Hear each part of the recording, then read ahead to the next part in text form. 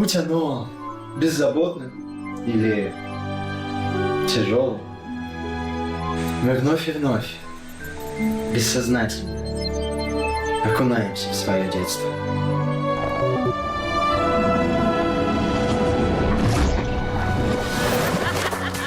Сюжет фильма разворачивается в селе Болгар Нижнекамского района. Мальчик Шамиль приезжает в гости к бабушке. И вот тут судьба сталкивает его с волшебной лягушкой, которая становится мальчику другом, напарником и советчиком. С этого момента жизнь героя кардинально меняется. Главную роль исполнил Дмитрий Краюхин, 13-летний школьник из Камских Полян.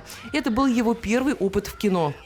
Это была роль мальчика, который сначала не верил в себя, но потом он встретил лягушку, которая помогла ему поверить в себя и в свои силы. И у него начало все получаться, и он даже стал лидером среди своих сверстников. Режиссер фильма – артист Татарского драматического театра Юрий Павлов, продюсер Гузель Шамарданова. Фильм снят 1,5 года назад по мотивам сказки Резеды Зариповой «Уроки умной лягушки». По профессии она бухгалтер-экономист, по призванию писатель. Последние 4 года пишет произведения для детей.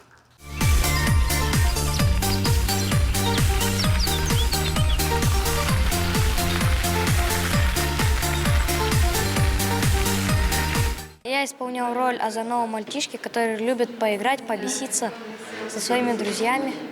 Сама автор сказки признается, что вместе с Юрием Павловым они планируют снять еще один фильм.